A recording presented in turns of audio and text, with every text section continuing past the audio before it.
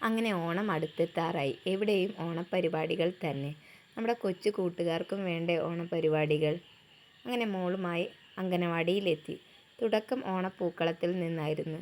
പിന്നീട് എല്ലാവരും ഫോട്ടോയും സെൽഫിയും എടുത്തു. ഓണപ്പരിപാടിയിൽ പങ്കെടുക്കാനായി പഞ്ചായത്ത് പ്രസിഡന്റ് കൂടി എത്തിയിരുന്നു.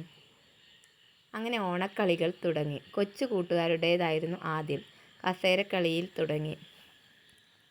മാത്രമല്ല അമ്മമാർക്കും കസേരക്കളിയും സുന്ദരിക്ക് പൊട്ടുതൊടലും ഉണ്ടായിരുന്നു.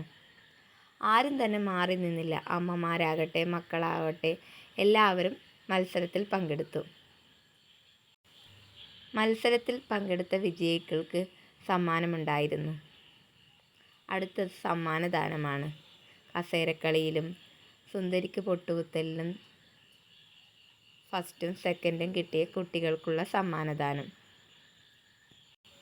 ശേഷം മാവേലിയായും മലയാളി മങ്കയായും കുറേ നേരം ആ വസ്ത്രത്തിൽ നിന്ന് 2 കൊച്ചു കൂട്ടുകാർക്കുള്ള സമ്മാനം. അങ്ങനെ ഓണക്കളികൾക്ക് ശേഷം എല്ലാവരും ഓണസദ്യയിലേക്ക് കടന്നു. സാമ്പാർ, അവിയൽ, പപ്പടം, പച്ചടി, പായസം ഉൾപ്പെടെ എല്ലാ വിഭവങ്ങളും ഉൾക്കൊള്ളുന്ന നല്ലൊരു സദ്യ.